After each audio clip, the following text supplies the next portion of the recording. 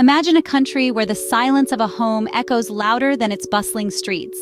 Welcome to Kazakhstan, a land where domestic violence is an unspoken truth. A nation of majestic landscapes, vibrant cultures, and a rich historical tapestry, yet beneath these a dark undercurrent lurks. A truth so unspoken it's often shrouded in the shadows of societal acceptance and underreporting. In Kazakhstan, the issue of domestic violence is not just a statistic, but a harrowing reality for many. A reality that often goes unnoticed, unvoiced, and unreported, creating a culture of silence that perpetuates the cycle of abuse. Despite the country's progress on many fronts, this silent epidemic continues to haunt its homes, its streets, and its people. One such instance that managed to break through this wall of silence is the high-profile case of Sultanat Nukenova and Kwandik Bishimbayev. Saltanat, a woman whose life was prematurely extinguished in the confines of her own home, and Kwandik, a former minister, now a symbol of the unchecked power and the barbarity it can breed. This isn't just a tale of one woman's tragedy, but a chilling reflection of a pervasive issue that continues to stain the fabric of Kazakh society. A society where the cries for help are often drowned by the deafening silence of acceptance and denial. And it's this silence that we aim to shatter today. The tale we're about to unravel is a chilling reminder of this unspoken truth, the story of Sultanat Nukenova, a story that serves as a wake-up call, a call to action, and a call for change.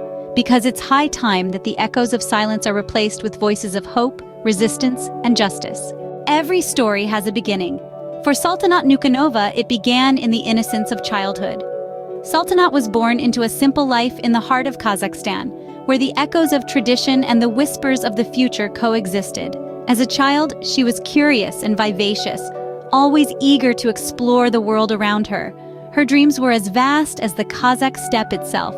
Sultanat aspired to make a difference in the world, to contribute to her community, and to create a life that was both meaningful and fulfilling. She envisioned a future where women had the same opportunities as men, where they were respected and treated as equals. Sultanat's ambitions were nurtured by her loving family, who instilled in her the importance of education and the belief that she could achieve anything she set her mind to. Her parents encouraged her to dream big, to strive for success, and to never let societal norms restrict her potential. But Sultanat's life was not all about dreams and ambitions. It was also filled with the simple joys of childhood. She played with friends, explored the streets of her hometown, and reveled in the beauty of her country. She was just like any other child, innocent and unaware of the harsh realities that lay ahead. Her childhood was a time of pure joy and innocence, a time when the world was filled with endless possibilities and the promise of a bright future. It was a time when Sultanat believed in the goodness of people and the fairness of life. But as fate would have it, this innocence was not destined to last. As Sultanat grew older, she would come face to face with the harsh realities of life. She would experience the darkness that can lurk behind the facade of love and the heavy chains that society can place on a woman's life. But that is a story for another scene. For now, let's remember Sultanat in her innocence, in her dreams, and in the simplicity of her childhood. Sometimes the people we meet change the course of our lives. For Sultanat, that person was Kwandik Bishimbayev. In the tapestry of life, our paths often intersect with others, weaving a complex pattern of relationships and experiences. For Sultanat Nukenova, her path crossed with Kwandik Bishimbayev, a man who would become a significant part of her life. Their encounter was like any other love story, filled with the anticipation of the new, the excitement of the unknown, and the promise of a shared future. As fate would have it, Sultanat and Kwandik's paths crossed in the bustling city of Astana. Their encounter was not a grand spectacle, but a simple, everyday meeting that blossomed into something more. The two quickly found a connection, and their courtship began. It was during this time that Kwandik, with his charm and charisma, won over Sultanat. Kwandik was a man of influence and power, a former minister with a magnetic personality that drew people towards him. He was articulate, intelligent, and seemed to possess a certain allure that was hard to resist. To Sultanat, he was not just a man of stature, but also a man of substance. His charm was not merely superficial. It ran deep, touching her heart in ways she had never experienced before. As their relationship deepened, so did Sultanat's affection for Kwandik. She was drawn to his strength, his confidence, and the aura of authority that surrounded him. But beneath the charm and charisma, there lay a different side to Quandik, a side that Sultanat would come to know all too well, a side that was hidden beneath layers of social status and public image. But in the early days of their courtship, none of this was apparent. For Saltanat, her relationship with Quandik was a whirlwind of emotions, a dance of love and affection, a promise of a shared future. She was in love, and for a moment everything seemed perfect. Little did she know this was the calm before the storm. Marriage, a sacred bond, was for Saltanat, a cage with gilded bars. Saltanat and Quandik, now bound by the vows of matrimony, embarked on a journey that was supposed to be filled with love, respect, and companionship. However, for Saltanat, this journey quickly turned into a path of torment and fear. The onset of abuse was subtle, almost imperceptible, but with time, it became her unwelcome reality. An argument here, a sharp word there, and Quandik's anger began to reveal itself in its raw and brutal form. The severity of the abuse escalated with the passing of each day. Instead of a sanctuary, their home turned into a battlefield. Saltanat, a vibrant spirit, found herself constantly walking on eggshells, fearing the next outburst, the next blow. The walls of their house, once a symbol of their shared dreams, now echoed with the chilling sounds of anger and violence. As the days turned into months, Saltanat's struggle to cope grew more intense.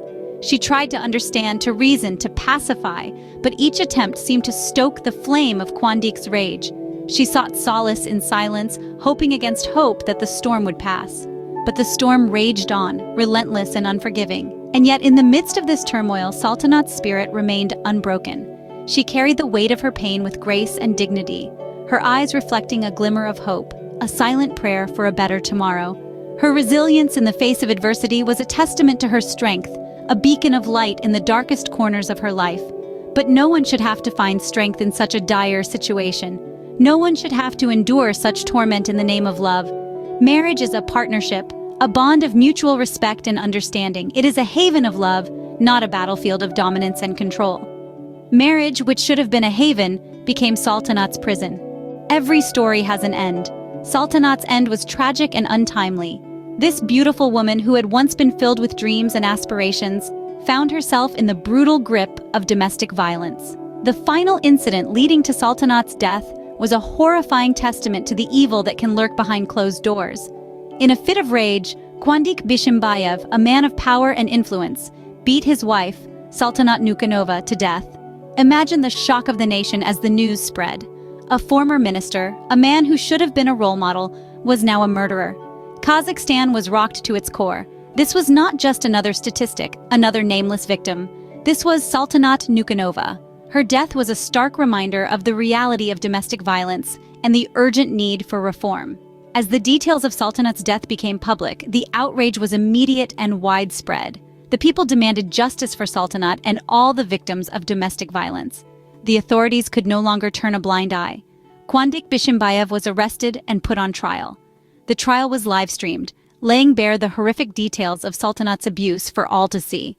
The nation watched, horrified, as the ugly truth unfolded. But even in her death, Saltanat's story did not end. She became more than just a victim. She became a symbol. Her name echoed through the streets of Kazakhstan and beyond. Her death sparked a public debate on traditional gender roles and inspired legislative changes. Her story prompted a social media movement, with women posting photos holding glasses of wine in solidarity under the hashtag #TheSultanat. Saltanat's tragic end was more than just a personal loss. It was a national tragedy, a wake-up call to a country that had long ignored the issue of domestic violence. But it was also a spark of change, a catalyst for a movement that continues to fight for the rights of women. In her death, Saltanat became a symbol of a struggle faced by many women in Kazakhstan. In the wake of Saltanat's death, a nation stirred. A heartbreaking tragedy had taken place, but it would not be swept under the rug. Instead, it sparked a national and international outcry, turning the spotlight onto the pervasive issue of domestic violence. The trial of former minister Quandik Bishimbayev was high-profile, his actions shockingly brutal. The fact that it was live-streamed on social media laid bare the ugly reality of domestic abuse in Kazakhstan. The public was confronted with a sight that was impossible to ignore, and the outcry was deafening. Discussions about traditional gender roles, often kept hushed, became front and center. The case also triggered a wave of legislative changes. new laws that criminalized violence against women and children. It was an overdue but significant step forward for the country. The incident served as a stark reminder of the urgent need for comprehensive legal measures to protect victims of domestic abuse. The outrage wasn't confined to Kazakhstan.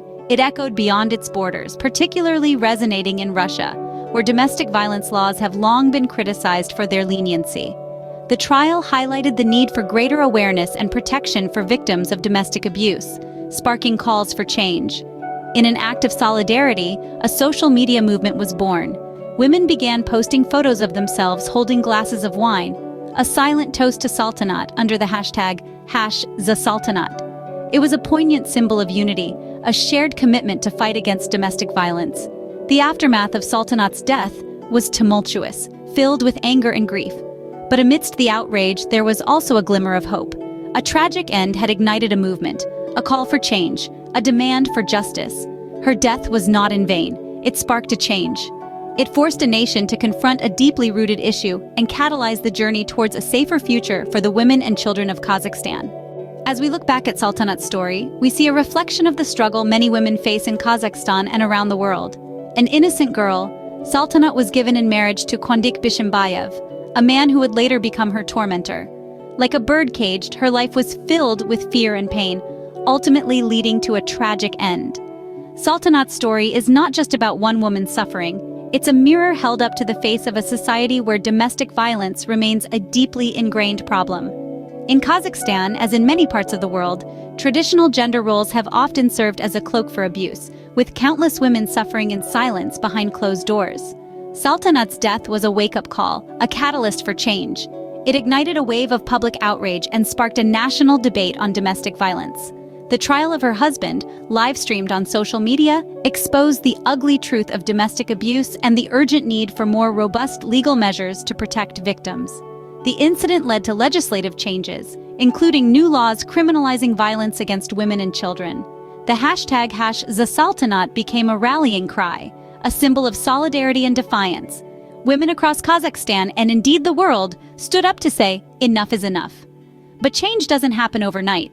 Laws are only as good as their enforcement, and societal attitudes are slow to evolve. The fight against domestic violence is a long and arduous one, and it's a fight that we must all be part of.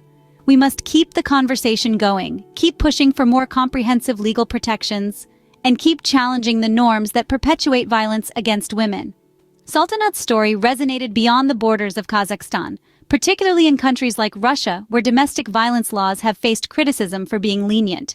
It has highlighted the need for greater awareness and protection for victims of domestic abuse, not just in Kazakhstan, but globally. As we reflect on this tragedy, we must remember that Saltanat is not alone. There are countless others like her, women living in fear, their voices silenced, their stories untold. This is not just a Kazakh problem or a Russian problem. It's a global problem, and it demands a global response. Saltanat's story is a stark reminder that the fight against domestic violence is far from over. It's a fight we must all be part of.